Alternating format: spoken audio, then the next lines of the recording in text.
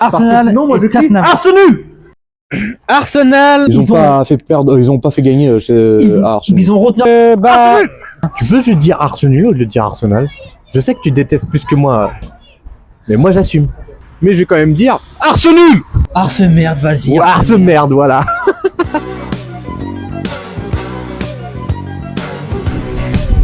Salut les gens, c'est Demettre. Salut, c'était Classé Aleni. Bon, allez, c'est parti pour ce débrief parce que flemme de faire de l'intro. On va d'abord commencer par la Conference League, hein, sans aucun doute. Chelsea qualifié pour la finale. Ouais, qualifié pour la finale face au Real Betis. Oui, parce que figure-toi que non, ce n'est pas la Fiorentina qui est. Ce ne sera pas de la Viola cette saison. Voilà. N'iront pas pour la troisième fois en finale malheureusement. Du coup, cette équipe-là s'arrête en demi-finale de Conference League, pardon, parce que Conference League, Europa, ça se dit plus.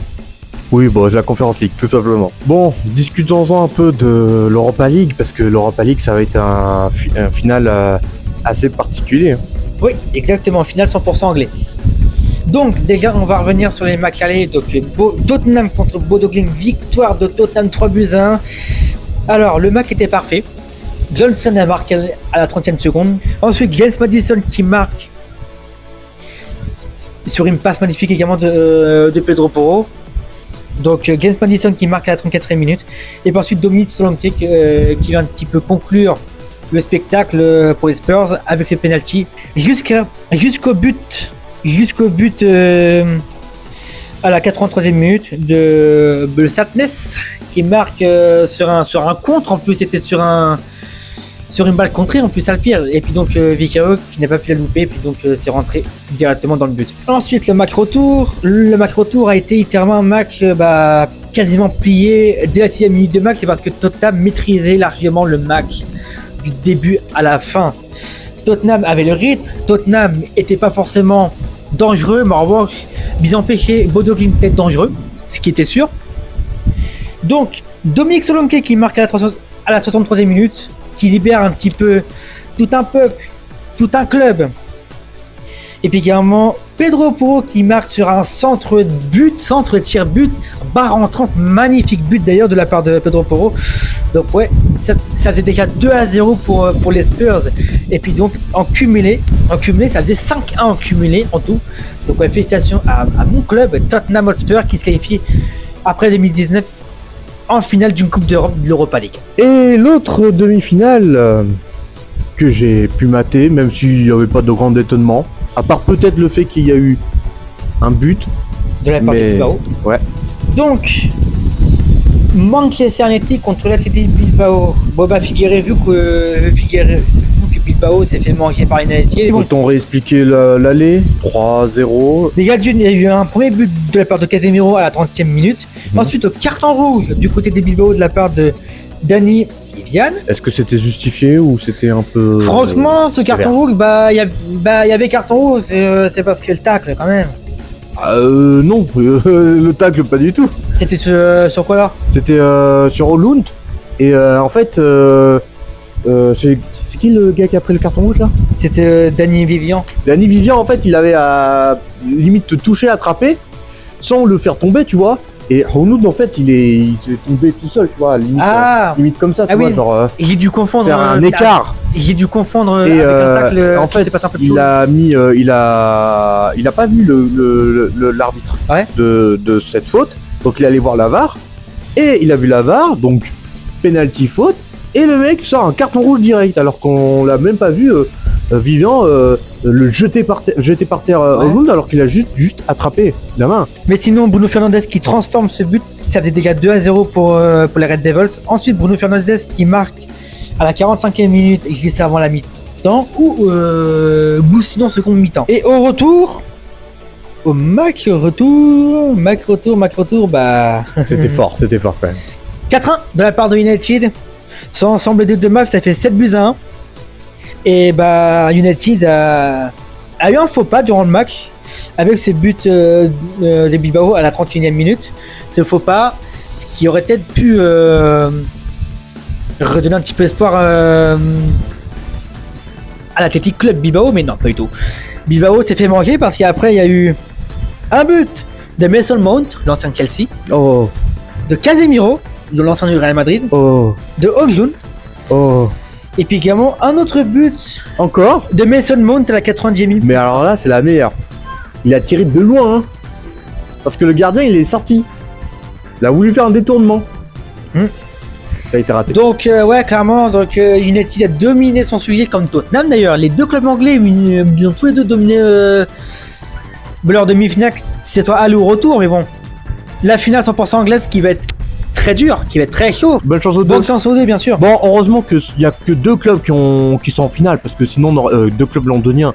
Parce que ça aurait été le troisième là. Bon, on va parler direct de la Ligue des Champions. Ligue des Champions.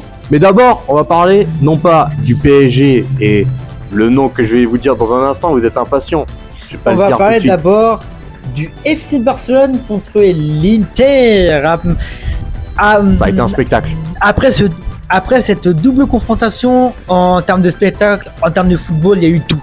Il y a eu tout parce que on a tout vécu. Marcus Thuram, Dumfries,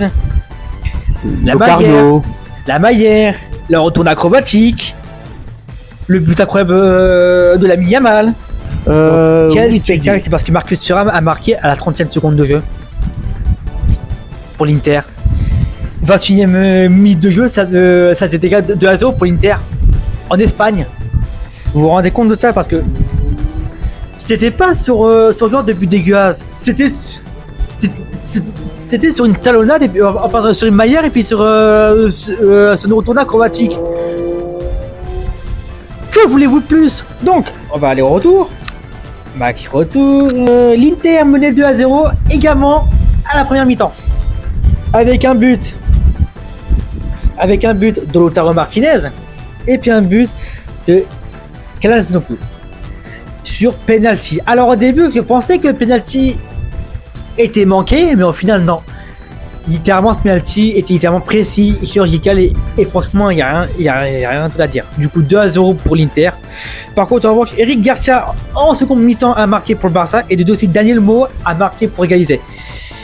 Sauf que juste après, Rafinha qui marque le troisième but, pour ensuite voir Acerbi marquer pour égaliser encore pour l'Inter. Donc, comment dire que c'était une dinguerie. Et puis ensuite Fratesi qui vient marquer le but du 4-3 pour l'Inter. Que voulez-vous dire sur cette demi-finale retour aussi? Il y a eu du spectacle jusqu'à la 50e minute. C'était une dinguerie cette double confrontation, une dinguerie. C'est bien parler d'un grand spectacle, mais je pense qu'on peut parler aussi d'un miracle, on va dire, pour l'autre demi-finale.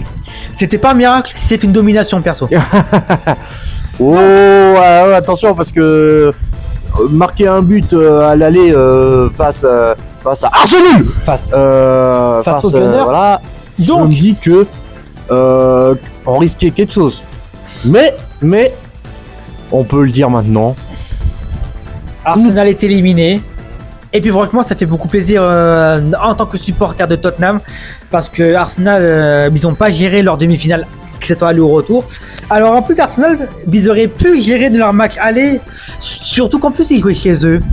Mais non, ils oubliaient qu'il y avait Ousmane Dembélé qui avait marqué à la 4e minute de jeu dans l'Emirates Stadium.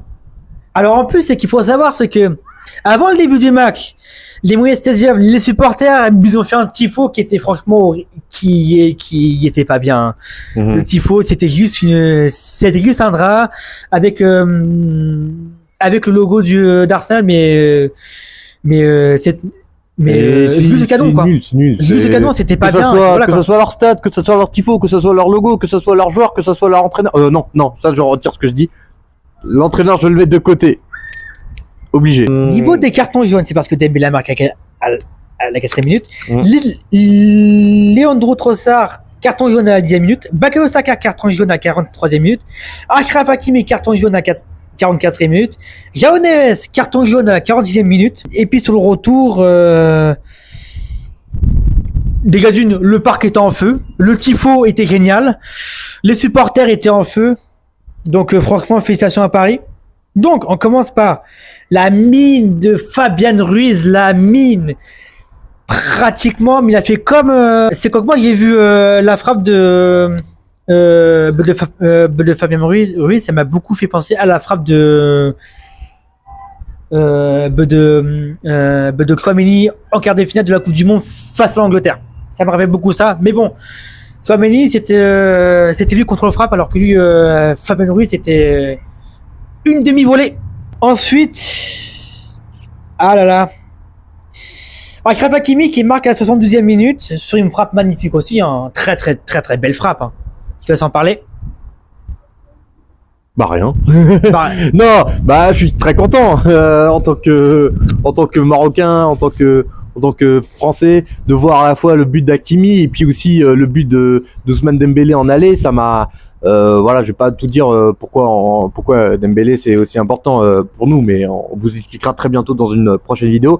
Mais ça m'a fait terriblement plaisir de voir ça, parce que malgré tout, le fait que je suis un supporter des Verts et de voir que mon club à moi va redescendre, moi ça me ferait extrêmement plaisir de voir le club principal aller plus loin, aller en finale, aller pouvoir gagner. Donc je souhaite vraiment que le 31 mai soit un jour, 31 mai 2025 soit un jour qu'on n'oublierait jamais. Bah, c'est la fin de cette vidéo. Merci infiniment. Lini, on se retrouve très bientôt pour une prochaine vidéo. Oui. Je vous annonce qu'il y aura une vidéo hommage. Vous allez savoir pourquoi dans peu de temps. Et on se retrouvera pour la finale.